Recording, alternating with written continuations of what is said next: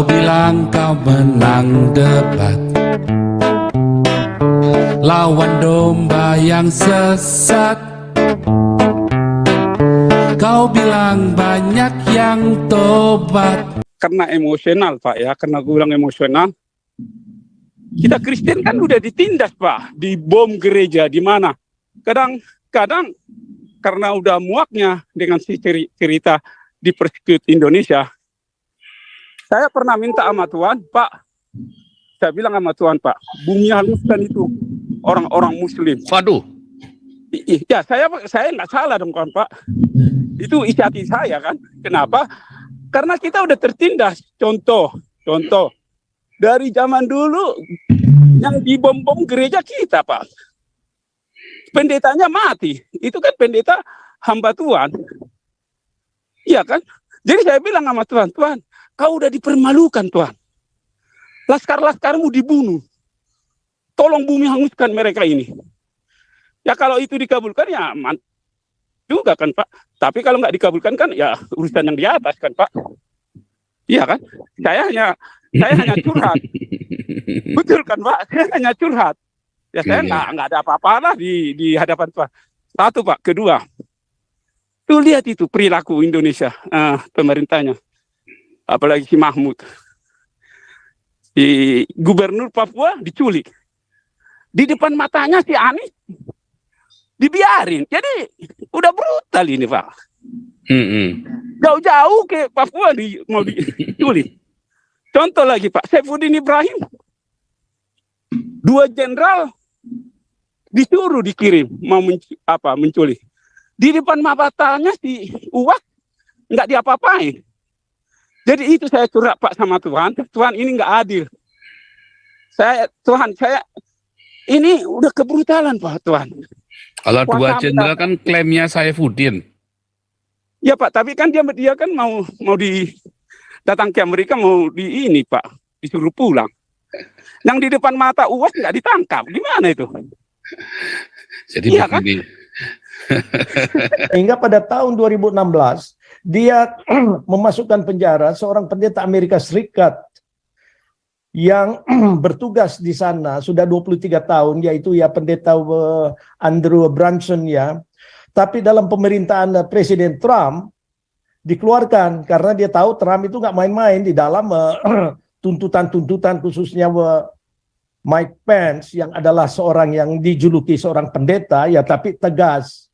Kalau tidak ya Andorgan ini jadi kelihatan ciut, akhirnya dia lepas si pendeta Andrew Branson ini. Di mana Pak Pol? Kok terputus? Wah. Ya tadi putus panjang tadi Pak Robert itu ada 2 menit itu. Wah, ya gaspol saja langsung. The point. Begini, Pak Pol ya. Andorgan ini adalah seorang yang sebenarnya radikal, sehingga dia menjadi pujaan daripada orang-orang atau negara-negara yang ingin menjadikan kembali kekuatan khilafah.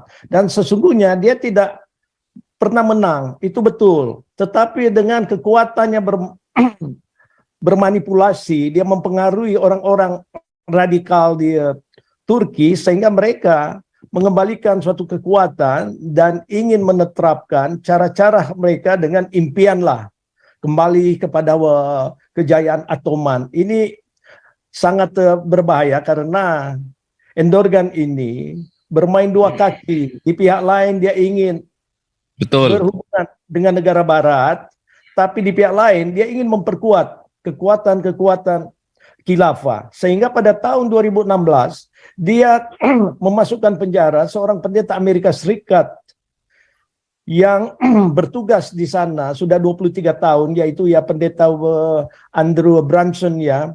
Tapi dalam pemerintahan Presiden Trump dikeluarkan karena dia tahu Trump itu nggak main-main di dalam tuntutan-tuntutan, khususnya Mike Pence yang adalah seorang yang dijuluki seorang pendeta ya, tapi tegas.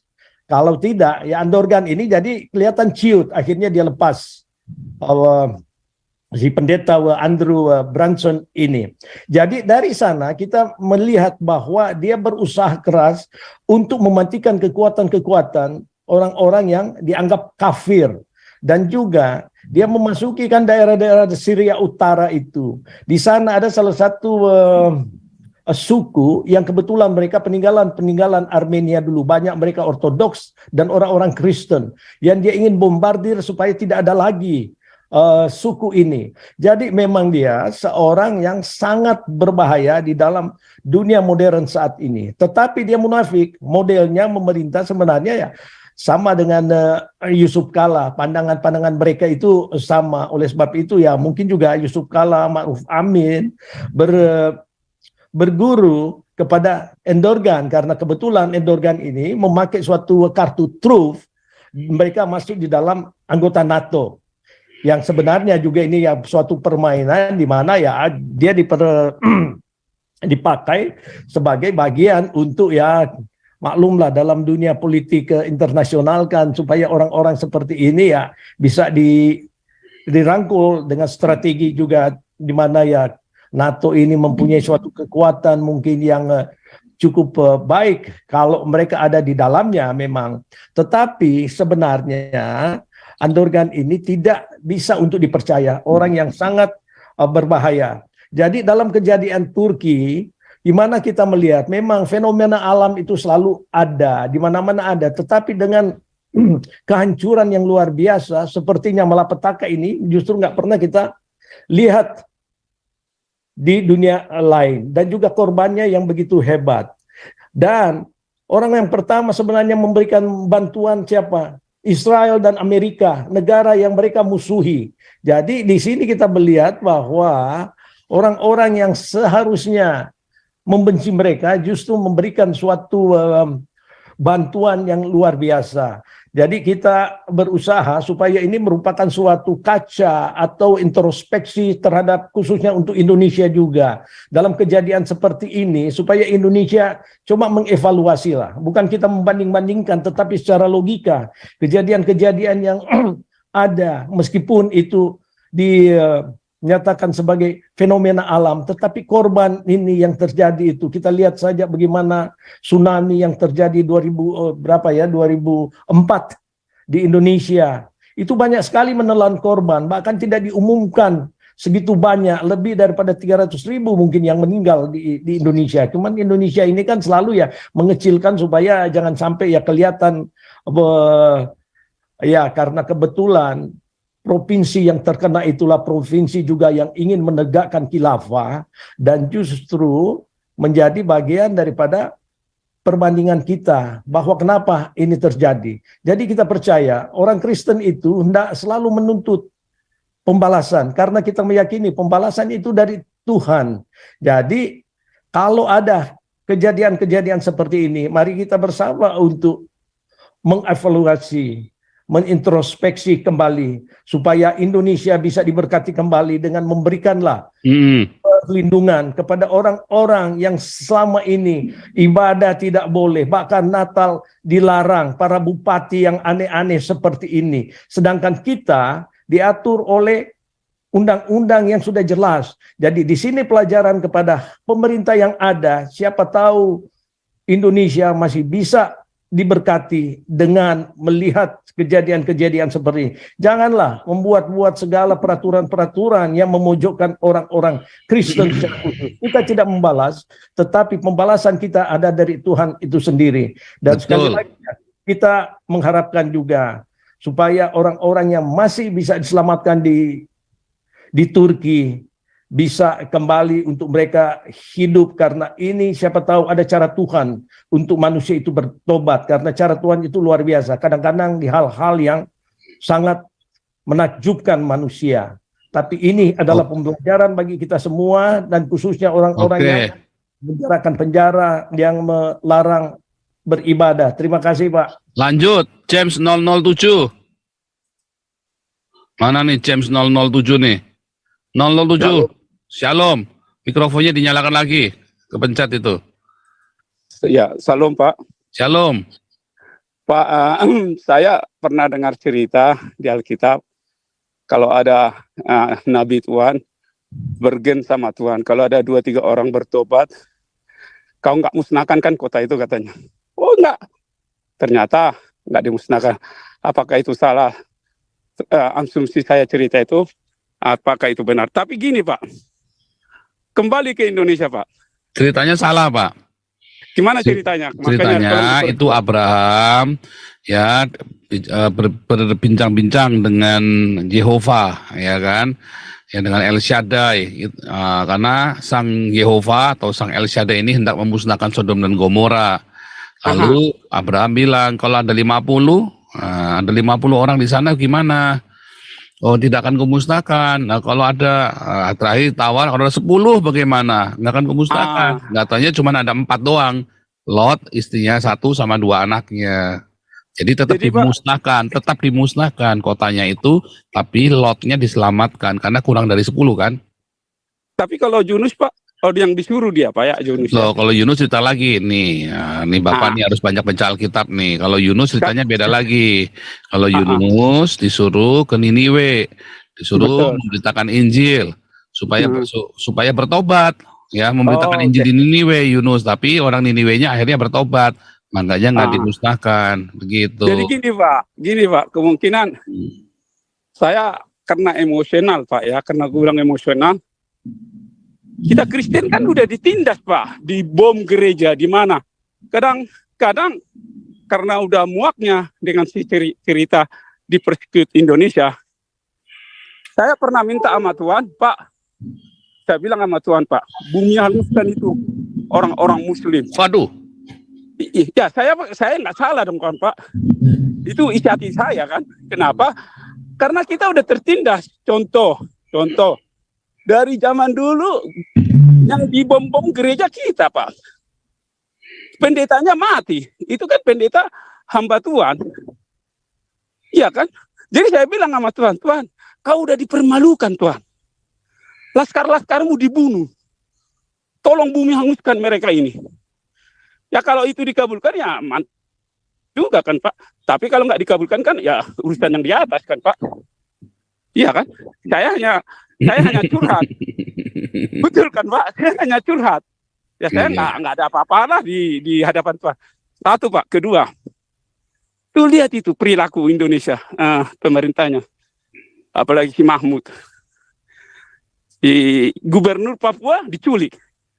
Di depan matanya si Anies dibiarin. Jadi udah brutal ini Pak. Jauh-jauh ke Papua mau diculik. Contoh lagi Pak, Saifuddin Ibrahim. 2 jenderal disuruh dikirim mau menculik. Di depan matanya si Uwak nggak diapa-apain. Jadi itu saya curhat Pak sama Tuhan. Tuhan ini nggak adil. Tuhan ini udah kebrutalan Pak Tuhan. Kalau 2 jenderal kan klaimnya Saifuddin. Ya Pak, tapi kan dia kan mau datang ke Amerika mau ini Pak, disuruh pulang. Yang di depan mata UAS nggak ditangkap, gimana itu? Jadi iya kan? Jadi nggak, saya kadang-kadang Pak, saya secara natural emosiku curhat sama Tuhan. Ya Tuhan, gimana ini? Aku juga disiksa kok di Indonesia, nggak dikasih kerja. Karena dilihat dari agama, harus dikasih uang, bla bla bla, korupsi, bla bla, undang-undang hukum bagi yang punya duit, yang MUI lagi, PKS, itu semua itu organisasi. Aduh, udahlah Pak. Sebentar, ini harus saya luruskan dulu nih ya. Kalau masalah kerjaan, orang Islam yang nganggur juga banyak Pak. Nah, kalau orang Kristen kenapa nganggur? Ada banyak cara buat kerja. Ya, kakak saya ketika keluar dari perusahaan tempat dia bekerja, dia jadi Grab Pak, nge-Grab Pak. Jadi apapun banyak yang bisa kerjakan. Saya ya selama di Indonesia tidak pernah menganggur. Sekalipun saya nggak bekerja, ya, tetapi di rumah saya bisa nulis buku, saya bisa banyak hal yang bisa saya kerjakan. Jadi kalau untuk masalah bekerja, ya banyak sekali. Nah, saya waktu di Eropa, saya adalah pencari suaka pertama sepanjang sejarah Belanda yang tidak hidup dari tunjangan sosial negara Belanda. Saya ditawari, saya bilang enggak, karena saya sudah punya penghasilan sendiri dengan bekerja, ya kan? Saya bekerja, saya mengajar, sampai istri saya tuh waktu masuk ke kantor Gemeente itu ditepuk tangani ya, wah luar biasa sekali, sampai ditawari kerjaan, ini ada kerjaan lagi, kau mau nggak? Malah ditawari kerjaan istri saya, jadi guru, langsung jadi guru, ya. Istri saya ngajar ya sekarang sebagai guru ya. Saudara coba bayangin, kalau masalah kerjaan, tidak akan pernah kata nganggur kalau dasarnya kita niat bekerja. Jadi ingat-ingat ya, nggak ada kata nganggur kalau dasarnya niat kerja. Mulung pun itu pekerjaan. Cari sampah-sampah plastik, itu pekerjaan. Hanya banyak orang yang dihalangi dengan kata gengsi. Nah, gengsi itulah ya yang bikin kita nggak bisa diberkati. Ayatnya jelas, orang yang rendah hati akan memiliki bumi. Maksudnya apa? Orang yang rendah hati, dia tidak akan kekurangan makan. Tetapi banyak orang, dia nggak rendah hati. Walaupun pinternya kayak apa, banyak di Indonesia pengangguran intelektual. Dia sarjana sampai S2, S3 tapi nganggur. Karena dia nggak mau kerjaan-kerjaan, maunya kerjaan yang sesuai dengan maunya dia, nggak bisa. Malah kenyataan di Indonesia nggak bisa begitu. Indonesia masih kere, nggak kayak di Eropa. Di Eropa, kita sekolahnya apa, bisa kerjaan itu, nanti dicarikan oleh negara. Negara yang mencarikan. Nah, di Indonesia nggak yang Islam, nggak yang Kristen, sama-sama ruwet pokoknya. Makanya, coba lihat ya, Damaris. Banyak orang-orang ya yang kita Damaris bisa banyak orang bisa bekerja di Damaris tanpa sengaja. Kita nggak sengaja buka lowongan loh. Tapi ketika orang aktif di Damaris, akhirnya mereka bekerja, ya kan? Akhirnya mereka yang tadi yang nganggur di PHK segala macam gara-gara COVID, mereka semua hidup loh. Bisa begitu. Artinya apa? Banyak sekali pekerjaan. Nah, lalu ada yang nganggur lah, ngeluh itulah segala macam. Saya heran. Kamu udah dikasih motor masih ngeluh nganggur. Kenapa kamu nggak ngojek? Padahal kamu dikasih motor loh. Ya kan? Dikasih motor. Ada yang kita kasih motor loh sampai loh. Tapi kenapa kamu masih ngeluh kurangan duit? Berarti kamu dasarnya males.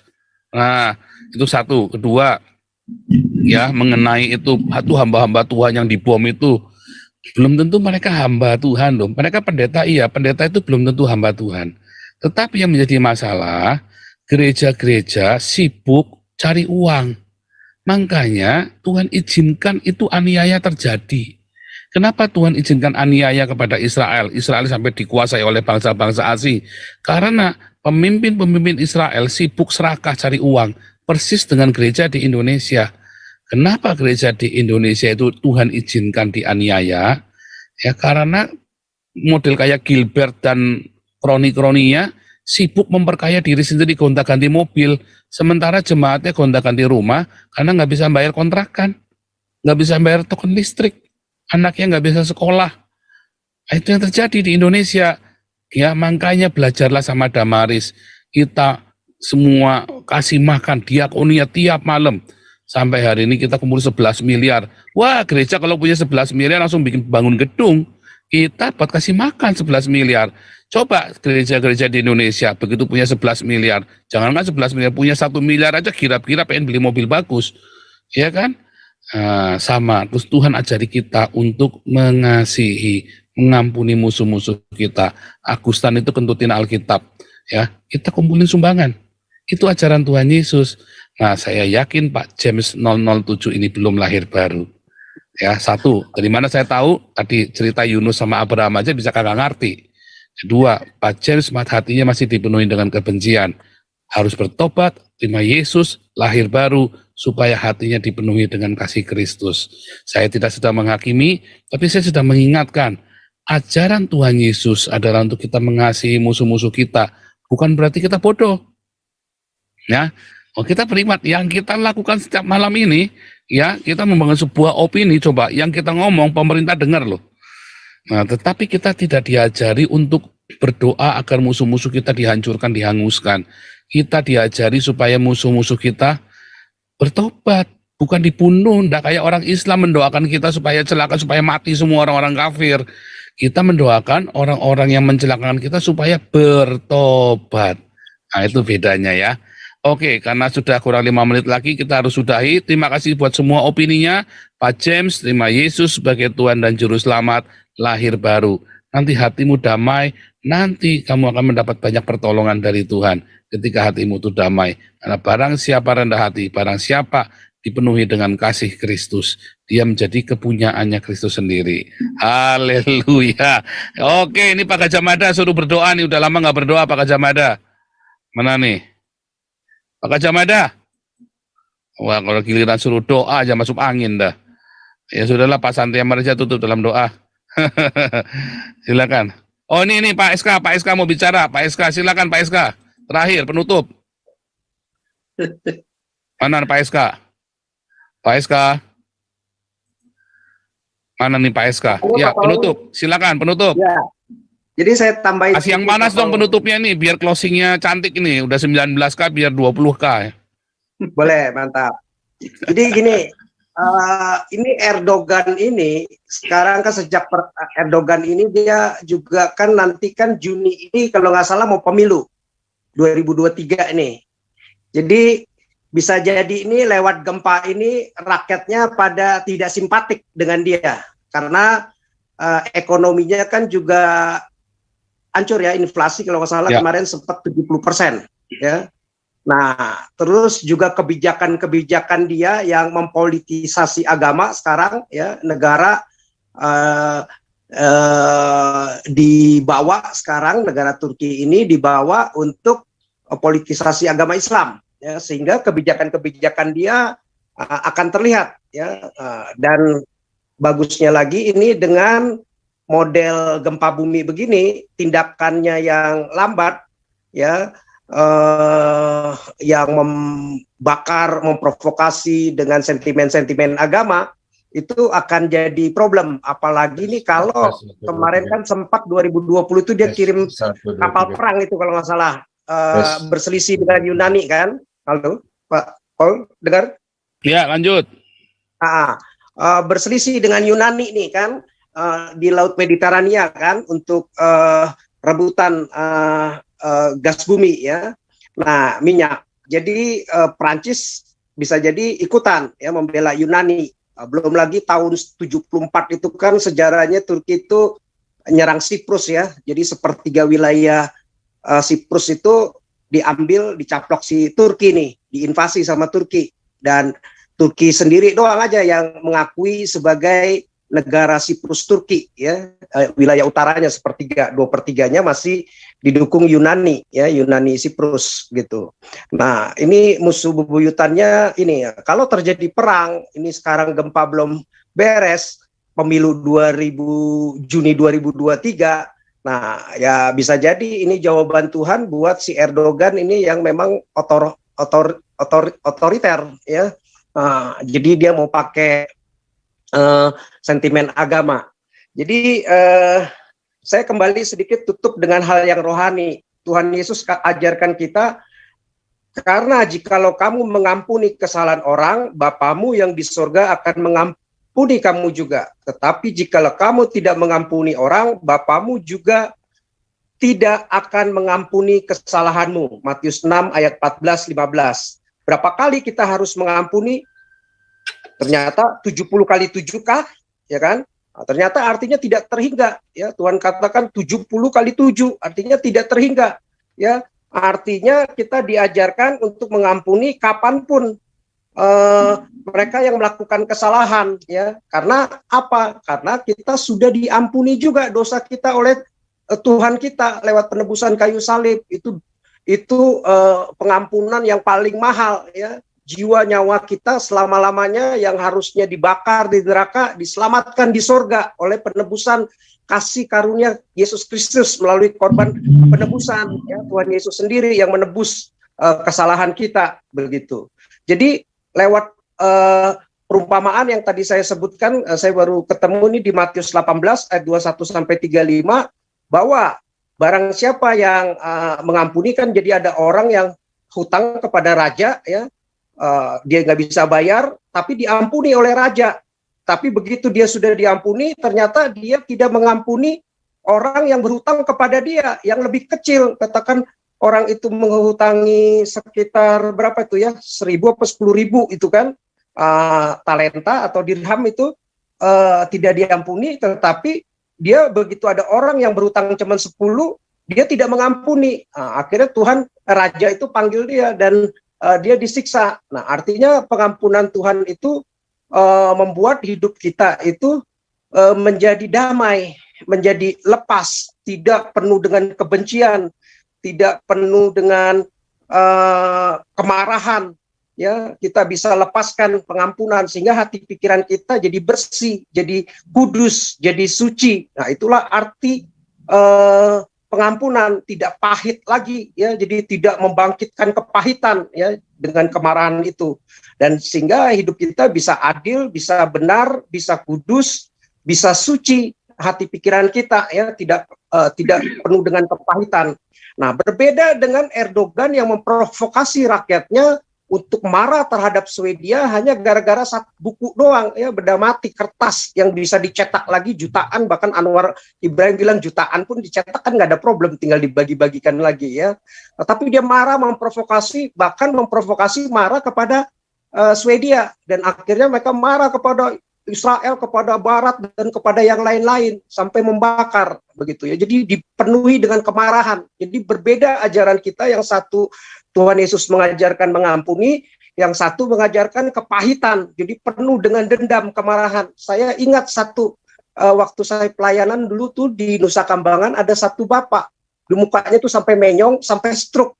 Kenapa? Kita baru dapat cerita, ternyata hatinya penuh kepahitan kepada gereja. Waktu di